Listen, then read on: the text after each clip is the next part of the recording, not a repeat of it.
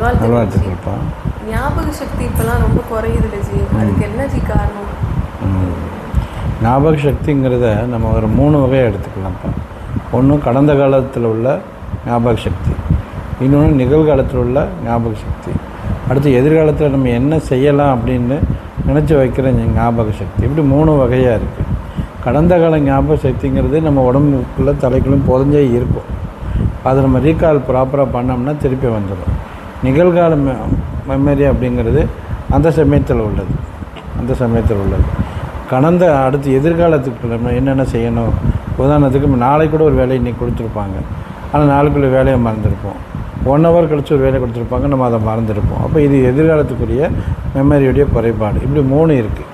இந்த 3 என்ன அப்படின்னு சொல்லி பார்த்திங்கன்னா, அதாவது நம்மளுடைய கான்சன்ட்ரேஷன். இப்போது நம்ம ஒரு முக்கியமான வேலை செஞ்சே ஆகணும்னு வச்சுக்கோங்க.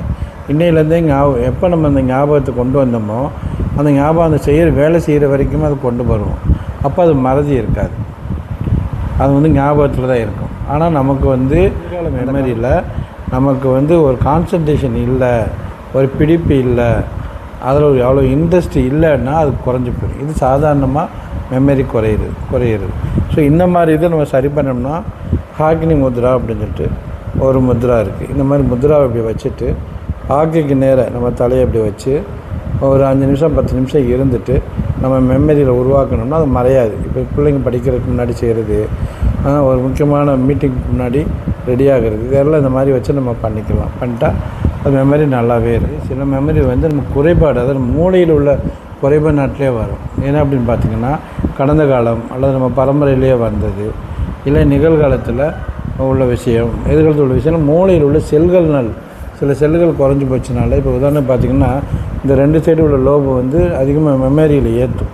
பட் கடந்த கால மெமரியில் பார்த்திங்கன்னா மூளையோட நடுப்பகுதி வச்சுருக்கோம். அடுத்து நம்ம இப்போ கடந்த கால வாழ்க்கையில் ஏற்பட்ட அனுபவங்கள் இருக்குல்ல, இதெல்லாம் பின்னாடி இருக்கும்.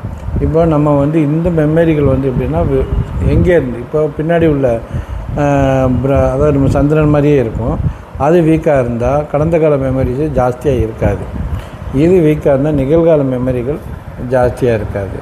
சென்ட்ரே வீக்காக இருந்துச்சுன்னா எல்லா மெமரியுமே கொலாப்ஸ் ஆகும்.